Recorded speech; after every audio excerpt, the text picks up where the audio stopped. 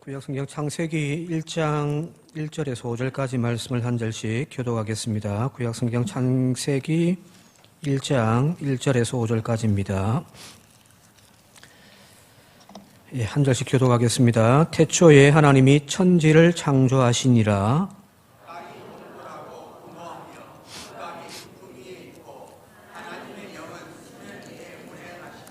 하나님이 이르시되 빛이 있으라 하시니 빛이 있었고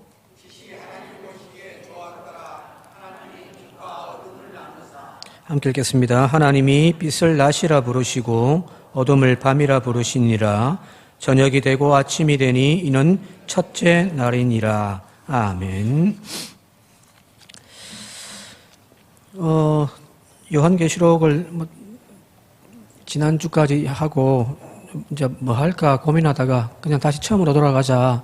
그래서 이제 창세기를 다시 시작하는데 가만히 보니까 거의 한 8년 좀 넘어서 처음에 교회 와서 오예배를 이렇게 창세기로 했더라고요. 근데 8년이 지나다 보니까 저도 보니까 뭐 했는지 한번 쭉 살펴보니까 이런 거 했구나 싶을 정도로 이렇게 너무 멀어요. 다 까먹어버린 것 같아요. 그래서 뭐 다시 반복하지만 반복하는 의미에서 또 익히고 더 우리의 신앙이 깊어져 갔으면 좋겠습니다. 창세기 1장을 하는데 사실은 창세기 1장만 하더라도 책 한 권에 분량이 될 만큼 어마어마한 이야기들이 사실은 이야기 담겨 있는데 그걸 다 풀어서 이야기할 수는 없습니다만은 저희들이 조금 이해할 수 있는 만큼만이라도 좀 읽고 넘어갔으면 좋겠습니다. 왜냐하면 창세기 1장이 창세기 전체의 중요한 핵심적인 내용들을 담고 있기 때문입니다. 1절에 보니까 태초에 하나님이 천지를 창조하셨다. 이 이야기를 시작한단 말이에요. 우리 신앙 고백에도 첫 번째가 전능하사 천지를 만드신 하나님 아버지를 믿사오며, 그게 사실은 사도신경이 거의 대부분의 이야기가 이제 예수님에게 포커스가 맞춰져 있습니다. 이게 왜냐하면 신약 신앙 고백이니까요. 근데 구약을 개성하는 의미에서 구약의 신앙 고백 하나를 가지고 왔는데 다른 건 다 빼버리더라도 딱 하나, 창조주 하나님에 대한 신앙 고백은 구약에서 그대로 가지고 온 거예요. 그죠? 그만큼 중요하다는 이야기거든요. 자, 그런데 제가 요즘에 계속해서 이제 주일학교, 교회학교 어린이부 설교를 하는데 어른들 대상으로 하다가 이제 아이들하고 호흡을 맞추는 것이 사실은 굉장히 쉽지 않습니다. 그 아이들 눈높이 맞춰가서 설교를 해야 되니까 이제 그 설교 대본은 다 있긴 한데 이게 참 맞추기가 힘듭니다. 그 중에 또 힘든 것이 뭐냐면은 설교하다 보면은 이 아이들이 질문을 던질 때 피곤해 죽겠습니다. 근데 그 질문들이 대충 어떤 이야기들이냐면은 목사님 우주에 블랙홀이 있어요 없어요? 그런 이야기 있던지. 과학적으로 이제 그 우주에 블랙홀 같은 거 지금 발견되어지고 막 나온단 말이에요. 이 블랙홀이 있어요 없어요? 하나님이 블랙홀 만드셨어요? 물어봐요. 만들었다 해야죠, 그죠? 있으니까. 정확하게, 저는 이 블랙홀을 어떻게 설명을 하고 해야지 싶어가지고, 고민을 하다가, 진짜 막, 과학 자료들 막 찾아보고 그랬습니다. 미쳐버리겠습니다, 막. 성경도 연구하려고 머리가 아픈데, 이제, 블랙홀 우주까지 제가 공부를 해야 되니까 지금 미쳐버리겠습니다. 이제 창조에 대한 이야기를 또 하다 보면은 이 아이들이 또 목사님 사람은 유인원에서 진화된 건데요 라고 이야기를 해요. 사람은 유인원에서 진화되었는데요 라고 이야기를 한단 말이에요. 사실은 이 아이들의 그 말이 자기들 수준에서 맞죠, 그죠? 저는 지금 창조론을 이야기하고 있지만 창조에 대한 이야기를 하고 있지만 이 아이들은 학교에서 창조를 안 배우거든요. 과학적으로 과학 시간에 배우는 것은 진화론이란 말이에요. 다윈의 그 진화 이론을 이 아이들은 배운단 말이에요. 근데 학교에서는 그렇게 배웠는데 그게 또 맞다고 생각을 하는데 교회에서는 창조에 대한 이야기를 하니 그 목사님이 아니라고 진화론이 맞다고 그러면 머리가 아픈 거예요, 이거. 설명을 해줘야 되는데 사실은 이 이제 초등학교 3학년, 4학년짜리한테 그게 어떻게 설명을 해줘요? 이게 참 힘듭니다. 근데 아이들만 그런 것이 아니라 어른들도 마찬가지예요. 성인이 되어져가지고 우리가 과학적으로 배웠던 진화론이라고 하는 것, 특히 이제 어르신들 말고 좀 우리 젊은 세대들은 학교에서 진화론을 과학으로 배웠단 말이에요. 근데 교회에 와서는 창조론을 이야기한단 말이에요. 그래서 어른들 중에서도 목사님, 진화론이 맞아요? 창조론이 맞아요? 라고 물어보는 사람들도 있습니다. 여러분들, 진화론이 맞습니까? 창조론이 맞습니까? 예? 진화론이 맞아요? 창조론이 맞아요? 우리 한번 투표해 볼까요? 진화론이 맞다. 진화. 저기 보면은 이제 저 초동동물에서 이제 점점 진화되어 가지고 인간이 나왔다. 맞아요. 손 들어보세요. 예. 꼭 꼬맹이들 손 든다니까요. 학교에서 이렇게 배웠기 때문에. 아예 창조론이다. 창조가 맞지. 무슨 진화가 맞냐. 손 들어보세요. 예, 내리세요. 사실은 이 문제를 해결하지 못하면 이 창세기 1장은 우리가 그냥 넘어갈 수 없죠. 그죠? 무조건 덮어놓고 믿어버리는 거니까요. 그죠? 근데 사실은 창조론이 맞느냐, 진화론이 맞느냐라고 하는 이 물음 자체가 틀렸습니다. 이거부터 우리가 분명히 하고 넘어가야 됩니다. 창조론이냐, 진화론이냐, 어느 것이 맞냐, 둘 중에 어떤 것이 맞고 어떤 것이 틀리냐라고 우리는 그렇게 물어본단 말이에요. 그죠? 이거 완전 다른 거니까, 그죠? 인간이 저 미생물에서부터 시작해서 점점 진화하고 또 도태되어지는 과정 속에서 막 발전되어져서 지금 인간이라고 하는 존재가 만들어졌다. 그게 진화론이잖아요, 그죠? 이게 전혀 우리하고 안 맞잖아요?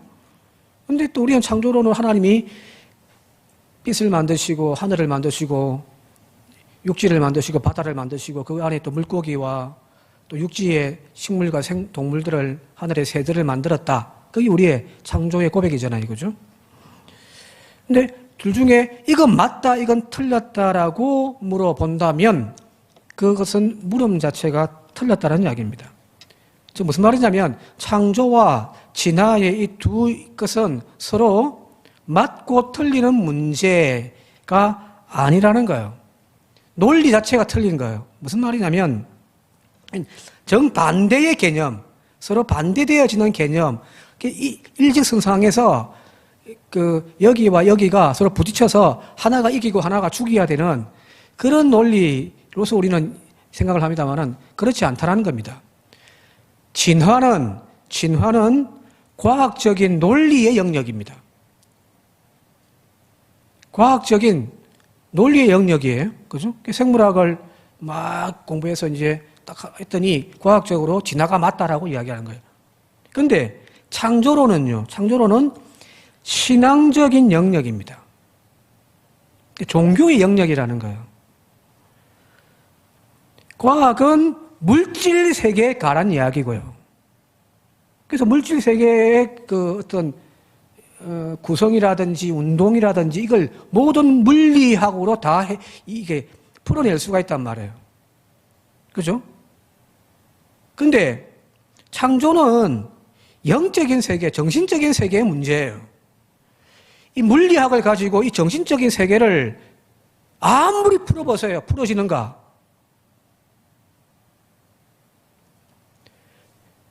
이제 물리학이 세상을 이해하는 방식은 수학적으로 쭉 풀어내는 거거든요. 그래야 참여될 때 맞다라고 하는 거예요. 그래서 수학적으로 물리적으로 풀어내면은 정확하게 그 물체가 어디에 떨어진다라는 것까지 딱 나오는 거예요. 과학적이죠, 합리적이죠, 그죠? 물리학의 이치를 풀어낼 때에 사용하는 계산법인 거거든요. 근데 그런 물질의 세계에 대한 이야기입니다.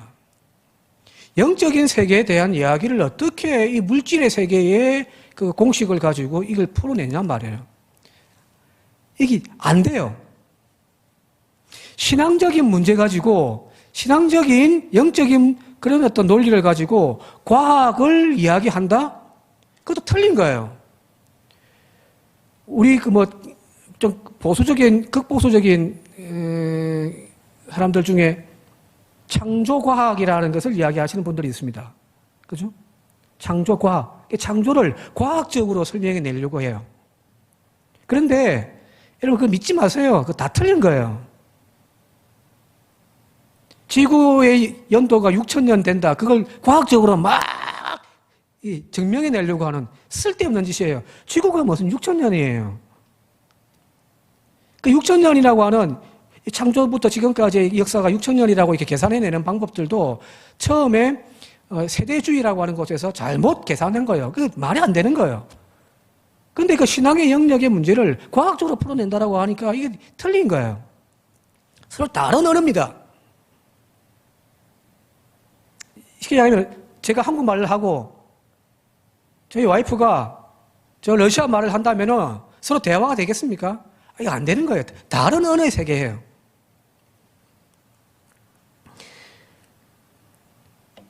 이걸 우리가 정확하게 아셔야 되는 겁니다. 그래서 창조가 맞냐 진화가 맞냐 이 말은 틀린 말입니다. 두 개 다 맞을 수가 있어요. 예, 서로 다른 영역에 대한 이야기니까.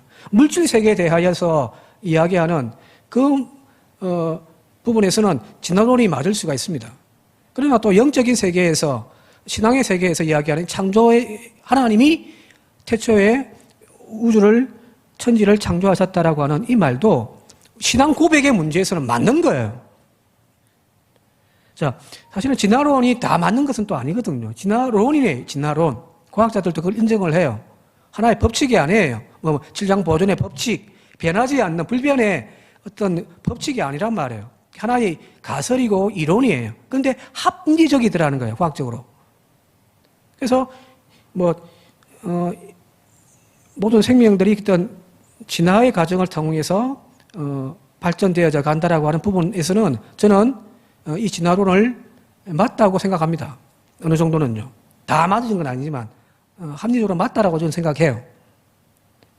자, 그렇다고 해서 진화론이 창조론이 틀렸다? 아니에요. 저는 창조론을 믿습니다. 하나님이 천지를 창조했다라는 사실을 저는 믿어요.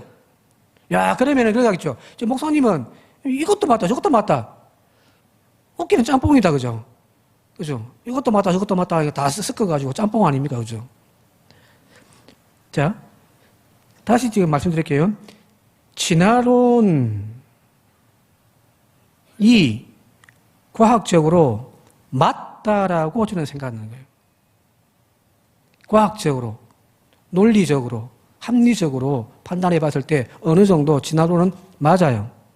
그런데 창조론은 저는 하나님이 천지를 창조했다라고 하는 이 창조에 대한 이야기는 저는 믿어요. 구별됩니까?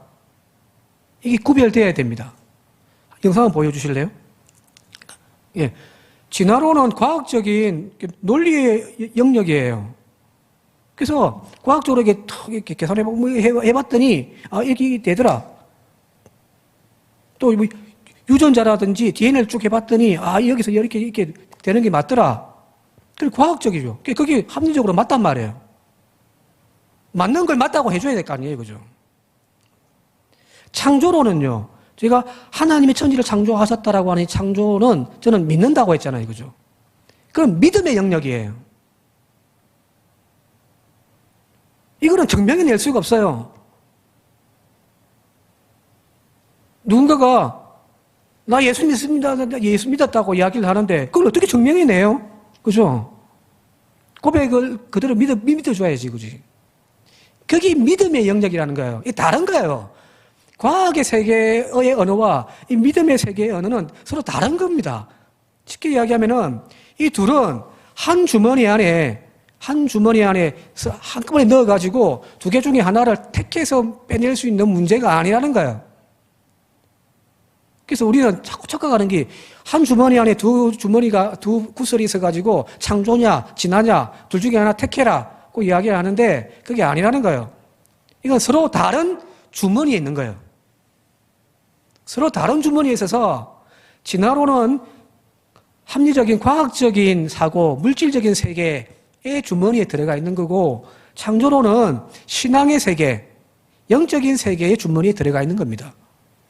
이걸 같이 짬뽕해가지고 두 개 중에 하나라고 이야기를 해버리는 것은 틀린 거예요.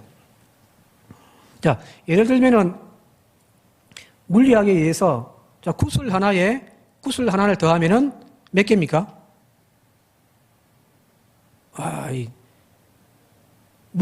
물리적인 거예요. 물질적인 세계에서 구슬 하나를 더하면은 몇 개예요? 2개죠, 그죠? 수학으로 이렇게 표현되잖아요. 1 더하기 1은 2. 그죠? 근데 보니까 2가 안 되면 이거는 틀린 거예요. 그죠? 그죠? 당연히 물질 세계에서는 수학을, 과학이 사용하는 이유는 딱 떨어지게 만들어진단 말이에요. 1 더하기 1은 2. 자, 그런데 이게 물리학이거든요. 이 과학이란 말이에요. 자, 그런데 사랑이라고 하는 것을 어떻게 증명해 낼래요? 여자들이 또 물어봐요. 당신, 나 사랑해? 사랑해. 했어요. 근데 이거 사랑하는지 안 하는지 어떻게 증명해 내요? 그래서 생물학자들은 어떻게 하냐면은 사랑이란 감정도 인간이 가지고 있는 신체 내에 어떤 호르몬의 작용들이다. 이기적인 유전자를 적었던 도키슨 같은 사람은 막 그렇게 이야기를 하거든요.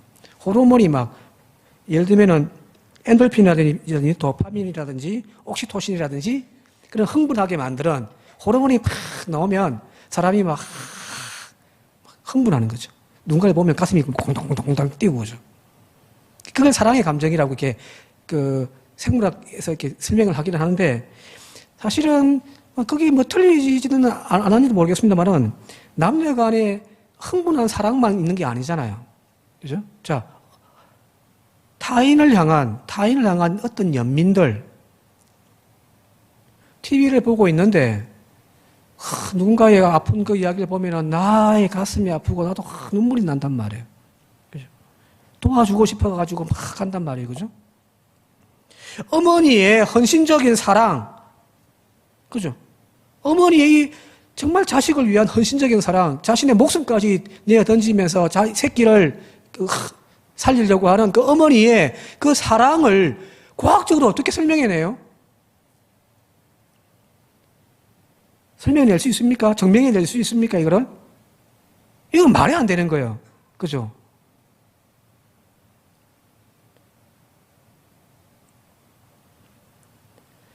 자, 이 말은 무슨 말이냐면 우리가 살아나가는 세상 속에는 물질적인 것만 있는 것이 아니라 이런 정신적인, 영적인 혹은 종교적인 그런 영역도 함께 있단 말이에요. 그런데 이거를 우리는 오직 하나밖에 없다, 물질 세계밖에 없다라고 해서 과학만이 맞다라고 이야기를 해버리면은 그건 정말 협소한 거죠. 그래서 과학의 세계에서는 진화론을 이야기하는 것이 맞아요. 실제로 그런 어떤 부분이 많이 또 적용되어지니까요. 그러나 신앙의 영역에서는 이 모든 것을 창조하신 것이 바로 유일하신 하나님, 그 하나님에 의해서 세상이 창조되었다라고 하는 이 신앙 고백은 틀린 게 아니에요. 맞죠? 이것이 두 가지가 함께 병행되어질 수 있다라고 하는 것도 맞는 것 같아요. 제가 봤을 때 창세기 1장에 나와 있는 이 천지창조 이야기를 쭉 읽어보면은 진화의 이야기가 적용해도 전혀 손색이 없어요. 우리가 알고 있는 우주의 첫 시발점이 빅뱅이라고 하는데 하나가 있었는데 이게 갑자기 팡 터지면서 빛이 촥 해가지고 이제 우주가 촥 만들어진다라고 하는 그 빅뱅 이론만 봐더라도 이 조금 전에 읽었던 첫째 날에 빛이 있으라 했더니 빛이 있으더라. 얼마든지 가능하거든요.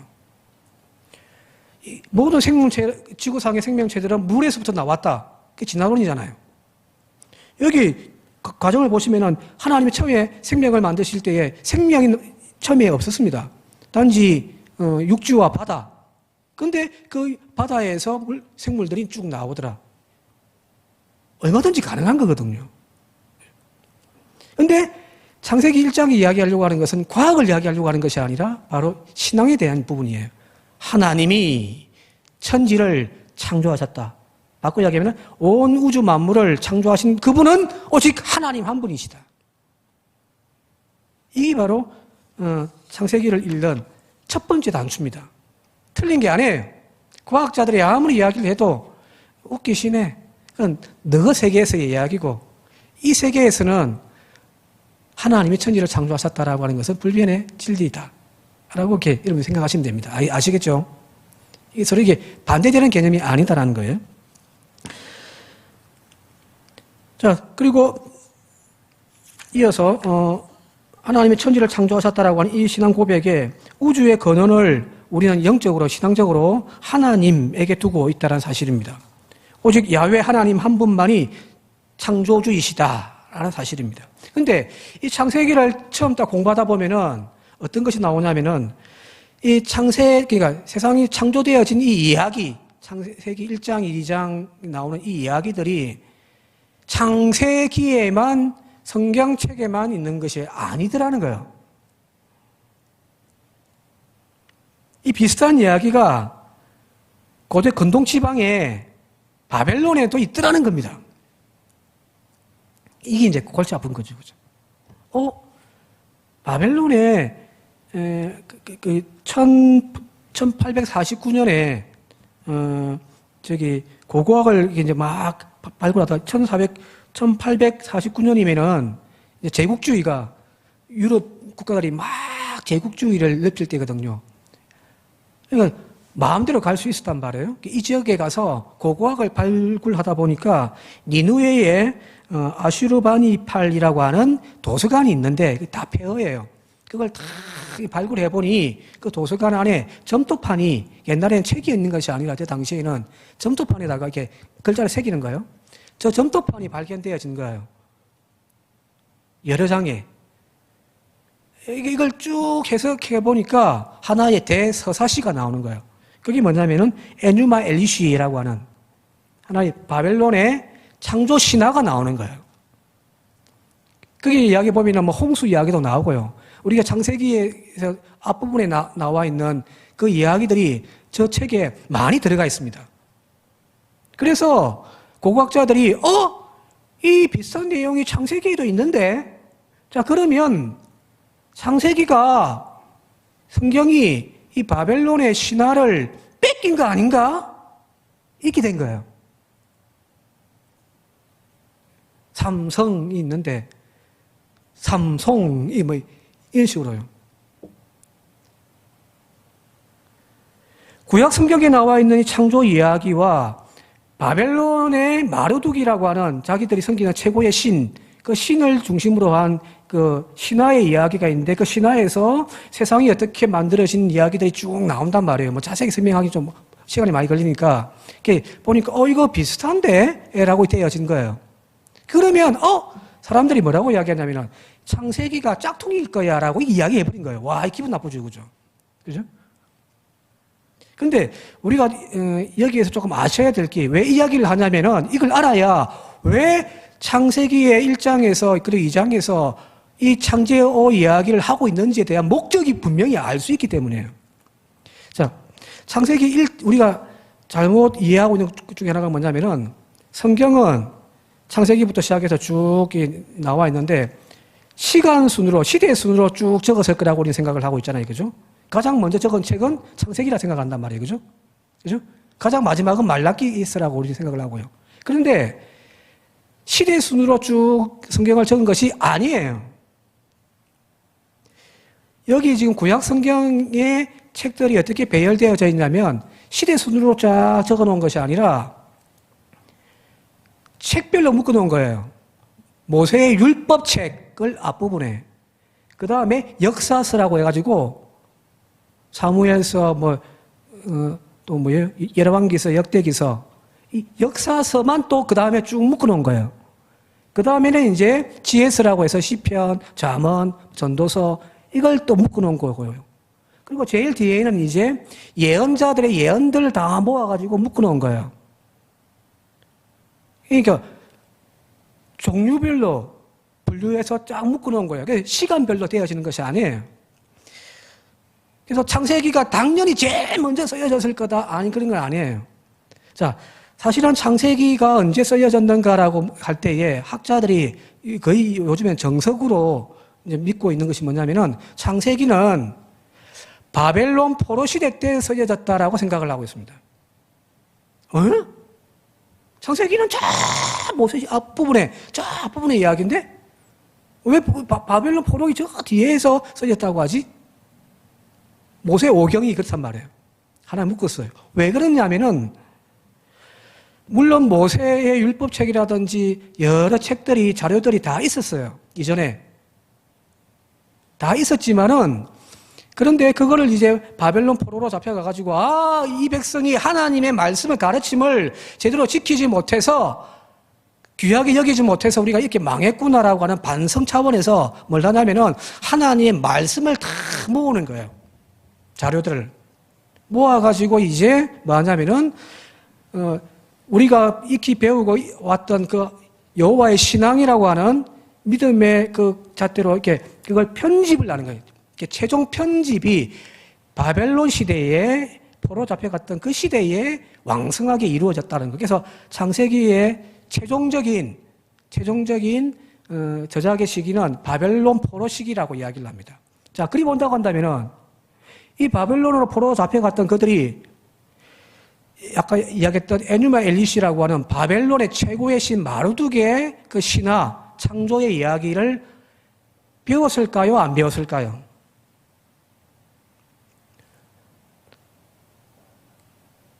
배웠을까요? 안 배웠을까요?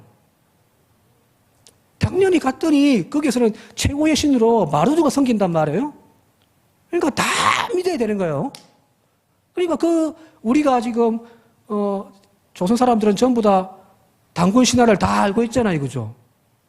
다 배운단 말이에요. 유대인들도 이 마르둑의 에누마 엘리시의 그 설화 이야기라든지 천지를 창조하는 그 이야기들 다 배웠어요. 알아요. 자, 어떻게 되겠어요? 이거 아닌데라는 거예요. 여호와의 신앙을 가지고 있는 하나님에 대한 절대적인 신에 대한 신앙을 가지고 있는 유대인들이 가서 보니까 세상을 창조했다고 하는 이야기들이 에누마 엘리시의 마르둑의 그 신화에 쫙 이야기하고 있는데 마르둑이 그 신들의 전쟁에서 승리해가지고 자기 어머니의 신을 육체를 다 조각조각 내가지고 그걸 던져가지고 태양을 만들고 팔을 던졌더니 뭐가 만들어지고 쫙이 나오거든요. 우주에 대한. 이거 아닌데라는 거예요. 마르둑이 세상을 창조한 이런 거짓부렁이가 아니라 이러면 안 되겠구나.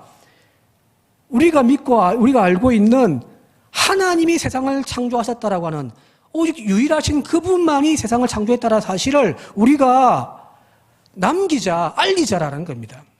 그래서 바벨론 포로기 시대 때에 이 창세기의 천지 창조에 대한 이야기가 짠! 하고 이제 이렇게 나온 거예요.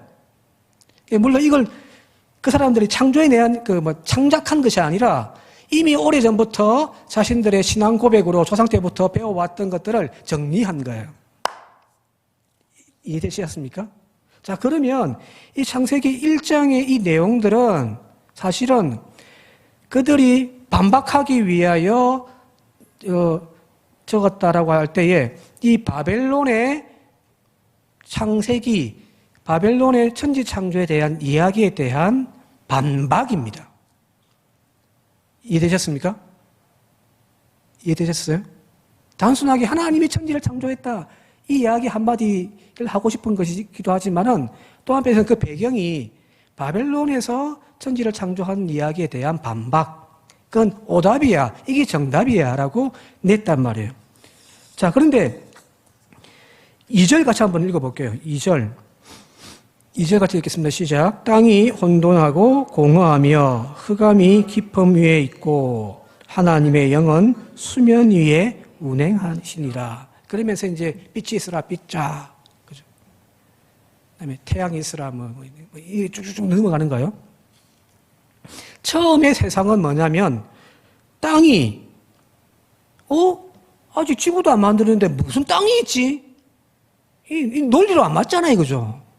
그죠? 아직 세상을 창조하지도 않았는데 무슨 땅이 있어요?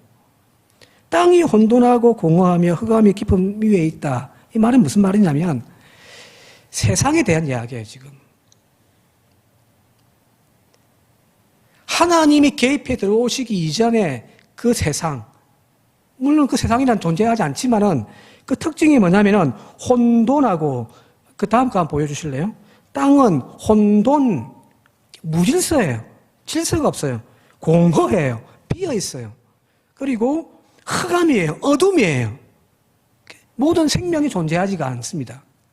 그런데 이 무질서하고 비어 있고 어둠으로 생명이 없는 그곳에 하나님이 질서를 만들어가는 것이 창조예요. 비교해 보시면요. 무질서 혼돈이죠. 그죠? 혼돈. 혼돈스럽단 말이에요. 거기 하나님이 착 질서를 만들어가는 것이 창조이고요. 공허한 곳에 하나님께서 생명으로 충만하게 하는 것, 그게 창조의 원리예요. 또 한 가지가 흑암이에요. 아무것도 없는 그곳에 빛이 있으람을 통하여서 이제 생명을 만들어가는 것이 하나님의 창조의 원리예요. 자, 근데 왜 이야기를 하냐면은 마르둑의 이야기의 창세기, 그러니까 그들의 창조 설학이 보게 되어지면은 엄청나게 혼돈스러워요. 막 신들이 나타나가지고 아버지 신이 있고 막 엄마 신이 있는데 그 자식의 애를 하나 낳았는데 그게 마르둑인데 이 너무 힘이 강해가지고 신들이 이 마르둑이라는 신을 그냥 옥에 가둬버린단 말이에요. 근데 이제 신들끼리 전쟁이 일어나요. 권력 싸움 한다고. 근데 이제 킹구라고 하는 신이 있는데 힘이 너무 강한 거예요. 괴물처럼.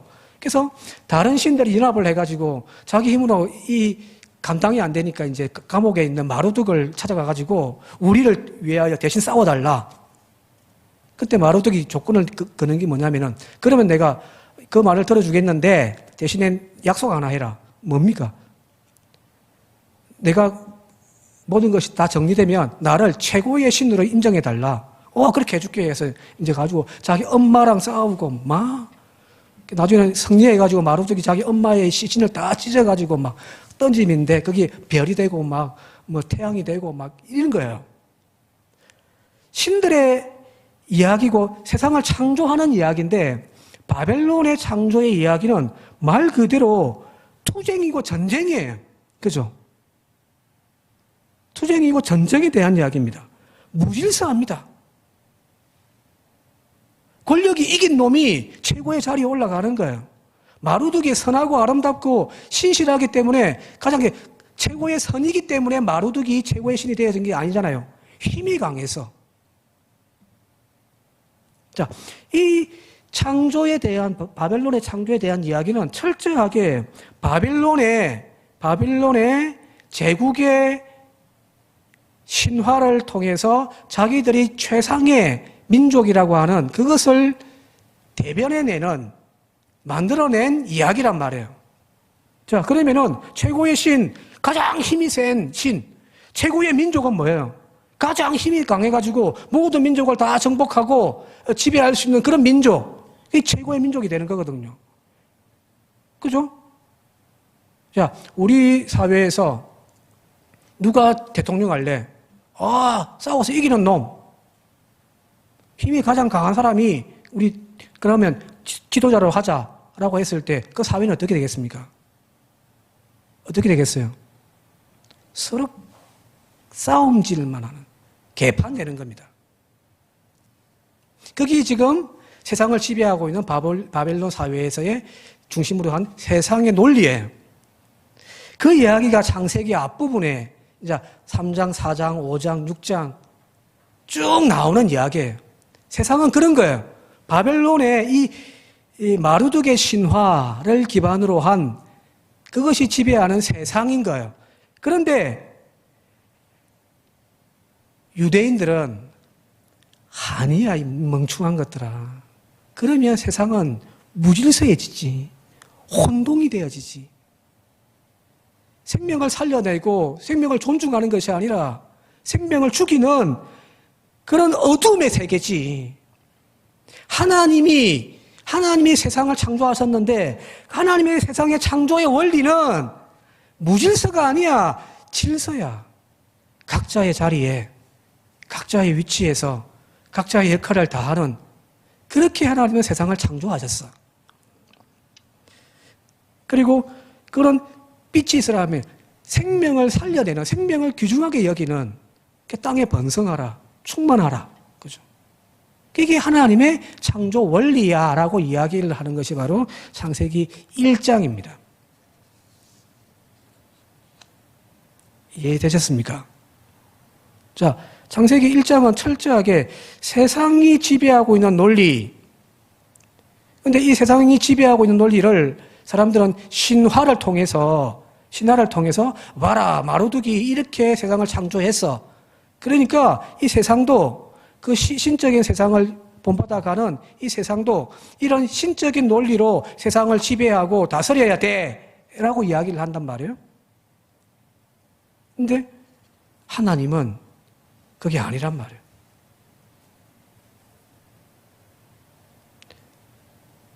이게 세상에 반한 이야기입니다.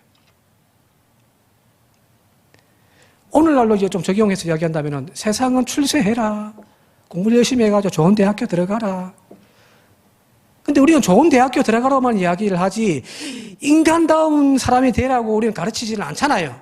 학교에서 그런 거 가르칩니까? 집에서 학원 보내고 막 공부해라고 가르치지 너희는 세상에서 유익한 선한 인물이 되어져라고 우리는 이렇게 잘 가르치지 않잖아요.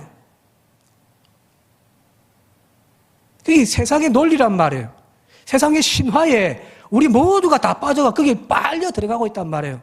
그때 창세기 1장을 읽던 우리는 뭐냐면 아니야.